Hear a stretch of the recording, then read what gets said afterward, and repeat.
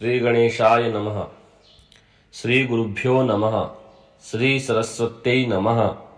मातृपितृचरण कमलेभ्यो नमः। आज हम भगवान विष्णु की पूर्णिमा के दिन सत्यनारायण व्रत कथा का वाचन करेंगे। आप लोग सब भक्ति पूर्वक सुने। बोलो विष्णु भगवान की जय। एक समय नैमिषारण्य तीर्थ में शौनक आदि सभी ऋषियों तथा मुनियों ने पुराण शास्त्र के वेत्ता श्री सूत जी महाराज से पूछा, महामुने, किस व्रत अथवा तपस्या से मनोवांछित फल प्राप्त होता है, उससे हम सब सुनना चाहते हैं। श्री सूत जी बोले, इसी प्रकार देवर्षि नारद जी के द्वारा भी पूछे जाने पर भगवान श्री कमलापति जी ने उनसे जैसा कहा था उसे कह रहा हूं, आप लोग सावधान होकर सुने। एक समय योगी नारद जी लोगों के कल्याण की कामना से विविध लोकों में भ्रमण करते हुए पृथ्वी लोक में आए और यहाँ उन्होंने अपने कर्म फल के अनुसार नाना योनियों में उत्पन्न सभी प्राणियों को अनेक प्रकार के क्लेश दुख भोगते हुए देखा तथा किस उपाय से इनके दुखों का सुनिश्चित रूप से नाश हो सकता है, ऐसा मन में विचार करके वे विष्णु लोक को गए। वहां चार भुजाओं वाले शंख चक्र गदा पद्म तथा वनमाला से विभूषित शुक्ल वर्ण भगवान श्री नारायण जी का दर्शन कर उन देवादिदेव की वे स्तुति करने लगे। नारद जी बोले, हे वाणी और मन से परे स्वरूप वाले अनंत शक्ति संपन्न आदि मध्य और अनंत से रहित निर्गुण और सकल कल्याणमय गुणों से संपन्न भक्तों की पीड़ा नष्ट करने वाले परमात्मन, आपको नमस्कार है। स्तुति सुनने के अनंतर भगवान श्री विष्णु जी ने नारद जी से कहा, महाभाग, आप किस प्रयोजन से यहाँ आए हैं, आपके मन में क्या है? नारद जी बोले, भगवान, पृथ्वी लोक में अपने पाप कर्मों के द्वारा विभिन्न योनियों में उत्पन्न सभी लोग बहुत प्रकार के क्लेशों से दुखी हो रहे हैं। हे नाथ, किस लघु उपाय से उनके कष्टों का निवारण हो सकेगा? यदि आपकी मेरे ऊपर कृपा हो तो वह सब मैं सुनना चाहता हूँ, उसे बताएं।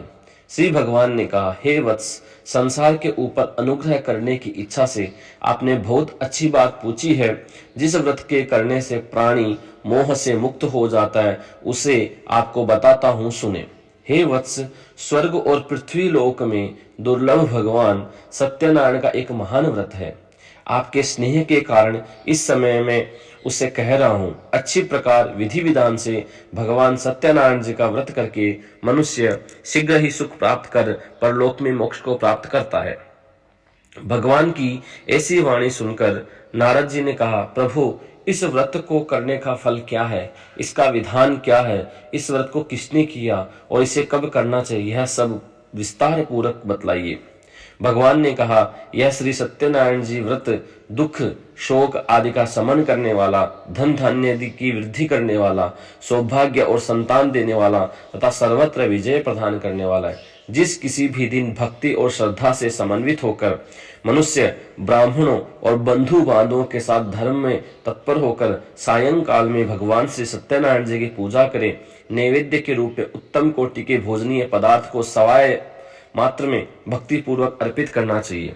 केले के फल, घी, दूध, गेहूं का चूर्ण अथवा गेहूं के चूर्ण के भाव में साठी का चूर्ण, शक्कर या गुड़, यह सब योग्य सामग्री सवाया मात्र में एकत्र कर निवेदित करना चाहिए। बंधु बांधवों के साथ श्री सत्यनारायण भगवान जी की कथा सुनकर ब्राह्मणों को भोजन कराना चाहिए। भक्ति पूर्वक प्रसाद ग्रहण करके नृत्य गीत आदि का आयोजन करे। तदनंतर भगवान सत्यनारायण का स्मरण करते हुए अपने घर को जाए। ऐसा करने से मनुष्य की अभिलाषा अवश्य पूर्ण होती है। विशेष रूप से कलयुग में पृथ्वी लोक में यह सबसे छोटा एवं सरल उपाय है। बोलो विष्णु भगवान की जय। द्वितीय अध्याय। सूत जी ने कहा, हे ऋषियों, जिन्होंने पहले समय में इस व्रत को किया है उनका इतिहास कहता हूं, आप सब ध्यान से सुने। सुंदर काशीपुरी नगरी में एक अत्यंत निर्धन ब्राह्मण रहता था। वह ब्राह्मण भूख और प्यास से बेचैन होकर पृथ्वी पर घूमता रहता था। ब्राह्मणों से प्रेम करने वाले श्री विष्णु भगवान ने ब्राह्मण को देखकर एक दिन बूढ़े ब्राह्मण का रूप धारण कर ब्राह्मण के पास जाकर आदर के साथ पूछा, हे विप्रदेव, तुम नित्य ही दुखी होकर पृथ्वी पर क्यों घूमते हो? तब उस ब्राह्मण ने कहा, मैं भिक्षा के लिए पृथ्वी पर फिरता हूँ। हे भगवान, यदि आप इससे छुटकारे पाने का कोई उपाय जानते हो तो कृपा कर मुझे बताइए। वृद्ध ब्राह्मण का रूप धारण किए श्री विष्णु जी ने कहा, हे ब्राह्मण, श्री सत्यनारायण भगवान मनवांछित फल देने वाले हैं, इसलिए तुम उनका पूजन करो। इससे मनुष्य सब दुखों से मुक्त हो जाता है। ब्राह्मण को व्रत का सारा विधान बताकर बूढ़े ब्राह्मण का रूप धारण करने वाले भगवान जी अंतर ध्यान हो गए।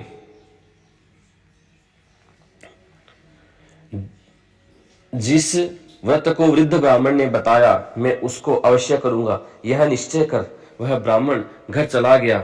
अगले दिन वह जल्दी उठा और श्री सत्यनारायण जी का व्रत करने का निश्चय कर भिक्षा मांगने के लिए चल दिया। उस दिन उसको भिक्षा में बहुत धन मिला, जिससे उसने पूजा का सामान खरीदा और घर आकर अपने बंधु बांधवों के साथ श्री सत्यनारायण जी का व्रत किया। इसके करने से वह ब्राह्मण सब दुखों से छूटकर अनेक प्रकार की सुख संपत्ति से युक्त हुआ। तभी से ही वह विप्र हर मास व्रत करने लगा। इसी प्रकार सत्यनारायण जी के व्रत को जो शास्त्र विधि के अनुसार करेगा, वह सब पापों से छूटकर मोक्ष को प्राप्त होगा।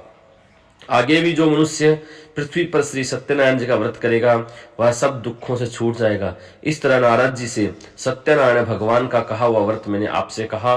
तब ऋषियों ने कहा, हे मुनीश्वर, संसार में इस विप्र से सुनकर किस किसने इस व्रत को किया, यह हम सब सुनना चाहते हैं। श्री सूत जी ने कहा, हे मुनियों, जिस जिस प्राणी ने इस व्रत को किया है, उन सब की कथा सुनो। एक समय वह ब्राह्मण धन और ऐश्वर्य के अनुसार बंधु बांधवों के साथ व्रत पूजन कर रहा था कि उसी समय एक लकड़हारा आया, उसे लकड़ियां बाहर रख दी और विप्र के घर में चला गया। प्यास से व्याकुल लकड़हारे ने विप्र को व्रत करते देखा। वह प्यास को भूल गया।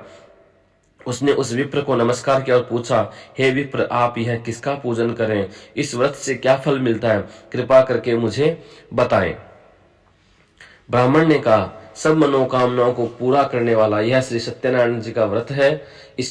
इनकी कृपा से मेरे यहाँ धन धान्य आदि की वृद्धि हुई है। विप्र से इस व्रत के बारे में जानकर वह लकड़हारा बहुत प्रसन्न हुआ। भगवान का चरणामृत ले और भोजन करने के बाद वह अपने घर को चला गया। अगले दिन लकड़हारे ने अपने मन में संकल्प किया कि आज गांव में लकड़ी बेचने से जो धन मिलेगा, उसी से भगवान सत्यनारायण जी का उत्तम व्रत करूंगा। मन में ऐसा विचार कर वह लकड़हारा लकड़ियां अपने सिर पर रखकर जिस नगर में धनवान लोग रहते थे वहां गया। उस दिन उन पर लकड़ियों के चौगुने दाम मिले। वह बूढ़ा लकड़हारा अति प्रसन्न होकर पक्के केले, शक्कर, शहद, घी, दूध, दही और गेहूं का चूर्ण इत्यादि श्री सत्यनारायण भगवान के व्रत की सभी सामग्री लेकर अपने घर आ गया। फिर उसने अपने बंधु बांधवों को बुलाकर विधि विधान के साथ भगवान का पूजा और व्रत किया। उस व्रत के प्रभाव से वह बूढ़ा लकड़ा धन पुत्र आदि से युक्त हुआ और संसार के समस्त सुख भोग कर वैकुंठ को चला गया। बोलो विष्णु भगवान की जय। तृतीय अध्याय। श्री सूत जी ने कहा, हे श्रेष्ठ मुनियों, अब एक और कथा कहता हूं। पूर्व काल में उल्कामुल्क नाम का एक बुद्धिमान राजा था। वह सत्यवक्ता और जितेंद्रिय था। प्रतिदिन देवस्थानों पर जाता तथा गरीबों को धन देकर उनके कष्ट दूर करता। उसकी पत्नी सुंदर और सती साध्वी थी। भद्रशिला नदी के तट पर उन दोनों ने श्री सत्यनारायण भगवान जी का व्रत किया। साधु नामक एक वैश्य राजा को व्रत करते देख उनसे पूछने लगा, हे राजन, भक्ति युक्त चित्त से यह आप क्या कर रहे हैं? मेरी सुनने की इच्छा है। तब महाराज उल्कामुख ने कहा, हे साधु वैश्य, मैं अपने बंधु बांधवों के साथ संतान की प्राप्ति के लिए महाशक्तिमान सत्यनारायण भगवान जी का व्रत कर वह पूजन कर रहा हूँ। उसने कहा, हे राजन, मुझे भी इसका सब विधान बताइए। मैं भी आपके कथनानुसार इस व्रत को करूंगा। मुझे कोई संतान नहीं है। विश्वास है कि इससे निश्चय ही मेरे यहाँ भी संतान होगी। राजा ने सब विधान सुन व्यापार से निवृत्त हो वह वैश्य खुशी खुशी अपने घर आया। वैश्य ने अपनी पत्नी लीलावती से संतान देने वाले उस व्रत का समाचार सुनाया और प्रण किया कि जब हमारे यहाँ संतान होगी तब मैं इस व्रत को करूंगा। एक दिन उसकी पत्नी लीलावती सांसारिक धर्म में प्रवृत्त होकर गर्भवती हो गई। उसने एक सुंदर कन्या को जन्म दिया। कन्या का नाम कलावती रखा गया। इसके बाद लीलावती ने अपने पति को स्मरण दिलाया कि आपने जो भगवान का व्रत करने का संकल्प किया था, अब आप उससे पूरा कीजिए। साधु वेश्या ने कहा, हे प्रिय, मैं कन्या के विवाह पर इस व्रत को करूंगा। इस प्रकार पत्नी को आश्वासन दे वह व्यापार करने चला गया। काफी दिनों पश्चात वह लौटा तो उसने नगर में सखियों के साथ अपनी पुत्री को खेलते देखा। वेश्या ने तत्काल कलावती के लिए कोई सुयोग्य वर की तलाश की। कंचन नगर के एक सुयोग्य वणिक पुत्र से अपने बंधु बांधवों सहित प्रसन्नचित होकर अपनी पुत्री का विवाह उसके साथ कर दिया। वैश्य विवाह के समय भी सत्यनारायण भगवान का व्रत करना भूल गया। इस पर श्री सत्यनारायण भगवान की लीला हुई। अपने कार्य में कुशल साधु नामक वैश्य अपने जामाता सहित नाव को लेकर व्यापार करने के लिए समुद्र के समीप स्थित रत्नसारपुर नगर में गया। दोनों ससुर जमाई राजा चंद्रकेतु के नगर में व्यापार करने लगे। एक दिन भगवान सत्यनारायण जी की माया से प्रेरित चोर राजा का धन चुरा कर भागा जा रहा था। राजा के दूतों को अपने पीछे आते देख चोर ने घबराकर राजा के धन को उनकी नाव में रखकर भाग गया, जहाँ ससुर जमाई थे। जब राजा के धन को उनकी नाव में रखा देखा तो पकड़कर राजा के समीप जाकर बोले, हम ये दो चोर पकड़कर लाए हैं, आप आज्ञा दें। राजा ने कारागार में डालने की आज्ञा दी। इस प्रकार राजा की आज्ञा से उनको कठिन कारावास में डाल दिया गया तथा उनका धन भी ले लिया। सत्यनारायण भगवान जी की लीला के अनुसार साधु वेश्य की पत्नी लीलावती व पुत्री कलावती भी घर पर बहुत दुखी हुई। उनके घर में रखा धन चोर ले गए। एक दिन शारीरिक व मानसिक पीड़ा तथा भूख प्यास से अति दुखित हो भोजन की चिंता में कलावती एक ब्राह्मण के घर गई। उसने सत्यनारायण भगवान का व्रत होते देखा। उसने कथा सुनी तथा प्रसाद ग्रहण रात को घर आई। माता ने कलावती से पूछा, हे पुत्री, तुम अब तक कहाँ रही? वह तेरे मन में क्या है? कलावती बोली, हे माता, मैंने श्री सत्यनारायण भगवान का व्रत होते देखा है। तब कलावती के वचन सुनकर लीलावती के सत्यनारायण भगवान के पूजन की तैयारी की। उसने परिवार और बंधुओं सहित सत्यनारायण भगवान जी का पूजन व व्रत किया और वर मांगने की मेरे पति और दामाद शीघ्र ही घर लौट आए। साथ ही प्रार्थना की कि हम सबका अपराध क्षमा करो। श्री सत्यनारायण भगवान इस व्रत को संतुष्ट हुए। उन्होंने राजा चंद्रकेतु को स्वप्न में दर्शन देकर कहा, हे राजन, जिन दोनों वेश्यों को तुमने बंदी बना रखा है वे निर्दोष हैं, उन्हें प्रातः ही छोड़ देना। राजा से वचन कहकर भगवान अंतर्ध्यान हो गए। प्रातः काल राजा चंद्रकेतु ने सभा में सबको अपना स्वप्न सुनाया और सैनिकों की आज्ञा दी कि दोनों वणिक पुत्रों को कैद से मुक्त कर सभा में लाया जाए। दोनों ने आते ही राजा को प्रणाम किया। राजा ने उनसे कहा, हे महानुभाव, तुमने भावीवश ऐसा कठिन दुख प्राप्त हुआ है, अब तुम्हें कोई भय नहीं है, तुम मुक्त हो। ऐसा कहकर राजा ने उनको नए नए वस्त्राभूषण दिए तथा जितना धन लिया था उनसे दूना लुटाकर आदर से विदा किया। दोनों वैश्य अपने घर को चल दिए। बोलो विष्णु भगवान की जय। चतुर्थ अध्याय। श्री सूत जी ने कहा, वैश्य और उसके जमाई ने मंगलाचार करके यात्रा आरंभ की और अपने नगर की ओर चल पड़े। उनके थोड़ी दूर आगे बढ़ने पर दंडी वेशधारी श्री भगवान जी ने उनसे पूछा, हे वैश्य, तेरे नाम में क्या है? अभिमानी वणिक हंसता हुआ बोला, हे दंडी, आप क्यों पूछते हो? क्या धन लेने की इच्छा है? मेरे नाम में तो बेल और पत्ते भरे हैं। वैश्य का कठोर वचन सुनकर दंडी रूप में भगवान ने कहा, तुम्हारा वचन सत्य हो। ऐसा कहकर वे वहां कुछ दूर जाकर समुद्र किनारे बैठ गए। दंडी महाराज के जाने के पश्चात वैश्य ने नित्य क्रिया से निवृत्त होने के बाद नाव को ऊंची उठी देकर अचंबा किया था। नाव में बेल पत्ते आदि देकर मूर्छित की जमीन पर गिर पड़ा। होश आने पर अत्यंत शोक प्रकट करने लगा। तब उसके जामाता ने कहा, आप शोक न करें, यह दंडी महाराज का श्राप है, अतः उनकी शरण में ही चलना चाहिए, तभी हमारी मनोकामना पूरी होगी। जामाता के वचन सुनकर दंडी महाराज के पास पहुंचा और भक्ति भाव से प्रणाम करके बोला, मैंने जो आपसे असत्य वचन कहे थे उसके लिए मुझे क्षमा करें। ऐसा कहकर वैश्य रोने लगा। तब दंडी भगवान बोले, हे वणिक पुत्र, मेरी आज्ञा से तुझे बार बार दुख प्राप्त हुआ, तू मेरी पूजा से विमुख हुआ। तब उसने कहा, हे भगवान, आपकी माया से ब्रह्मादि देवता भी आपके रूप को नहीं जान पाते, तब मैं अज्ञानी भला कैसे जान सकता हूँ? आप प्रसन्न होइए, मैं अपनी सामर्थ्य के अनुसार आपकी पूजा करूंगा। मेरी रक्षा कीजिए और पहले के समान मेरी नौका में धन से भर दीजिए। उसके भक्तियुक्त वचन सुनकर भगवान जी ने प्रसन्न हो गए और उसके इच्छा अनुसार वर देकर अंतर्ध्यान हो गए। तब ससुर व जामा दोनों ने नाव पर आकर देखा कि नाव धन से परिपूर्ण है। फिर भगवान सत्यनारायण जी का पूजन कर जामाता सहित अपने नगर को चला। जब अपने नगर के निकट पहुंचा तब उसने एक दूत को अपने घर भेजा। जब दूत ने वेश्य के घर जाकर उसकी पत्नी को नमस्कार किया और कहा, आपके पति अपने दामाद सहित इस नगर के समीप आ गए हैं। लीलावती उसकी कन्या कलावती उस समय भगवान का पूजन कर रही थी। दूत का वचन सुनकर साधु की पत्नी ने बड़े हर्ष के साथ सत्यदेव का पूजन पूर्ण किया और अपनी पुत्री से कहा, मैं अपने पति के दर्शन को जाती हूँ, तू भी कार्य पूर्ण कर शीघ्र आना। परंतु कलावती पूजन एवं प्रसाद छोड़कर अपने पति के दर्शन के लिए चली गई, परंतु उसको पति का दर्शन प्राप्त नहीं हुआ। नौका को डूबा हुआ तथा कन्या को रोती हुई देख वैसे दुखित हो गया, हे प्रभु, मुझसे या मेरे परिवार जो भूल हुई उसे क्षमा करो। उसे दीन वचन सुनकर सत्यदेव भगवान प्रसन्न हो गए। आकाशवाणी, हे वेश्य, तेरी कन्या प्रसाद छोड़कर आई है, इसका पति अदृश्य हुआ है, यदि वह घर जाकर प्रसाद खाकर लौटे तो इसका पति अवश्य मिलेगा। आकाशवाणी सुनकर कलावती ने घर पहुंचकर पूजन कर प्रसाद खाया, फिर आकर अपने पति के दर्शन किए। तत्पश्चात वेश्य ने वही बंधु बांधवों सहित सत्यदेव का विधि पूर्वक पूजन किया। वह इस लोक का सुख भोगकर अंत में स्वर्ग लोक को गया। बोलो विष्णु भगवान की जय। श्री सूत जी ने कहा, हे ऋषियों, मैं एक और भी कथा कहता हूँ। प्रजा पालन में लीन तुंगध्वज नाम का एक राजा था। उसने भगवान सत्यदेव का प्रसाद त्याग कर बहुत दुख पाया। एक समय राजा वन में वन्य पशुओं को मारकर बड़े के वृक्ष के नीचे आया। वहां उसने ग्वालों के भक्ति भाव से बंधु बांधवों सहित श्री सत्यनारायण जी का व्रत पूजन करते देखा, परंतु राजा देखकर भी अभिमानवश न तो वहां गया और न ही सत्यदेव भगवान को नमस्कार किया। जब ग्वालों ने भगवान का प्रसाद उसके सामने रखा तो वह प्रसाद त्याग कर अपने नगर को चला गया। नगर में पहुंचकर उसने देखा कि उसका सब कुछ नष्ट हो गया है। वह समझ गया कि यह सब भगवान सत्यदेव ने ही किया है। तब वह उसी स्थान पर वापस आया और ग्वालों के समीप गया और विधि पूर्वक पूजन कर प्रसाद खाया तो सत्यनारायण की कृपा से सब कुछ पहले जैसा ही हो गया।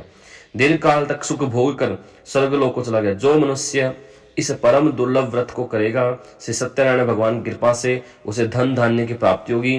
निर्धन धनी बंधी बंधन से मुक्त होकर निर्भय हो जाता है। संतानहीन को संतान प्राप्त हो जाता है तथा सब मनोरथ पूर्ण होकर अंत में वैकुंठ धाम को जाता है। जिन्होंने पहले इस व्रत को किया है, अब उनके दूसरे जन्म की कथा भी सुनिए। सतानंद नामक ब्राह्मण ने सुदामा के रूप में जन्म लेकर श्री कृष्ण की भक्ति कर मोक्ष प्राप्त किया।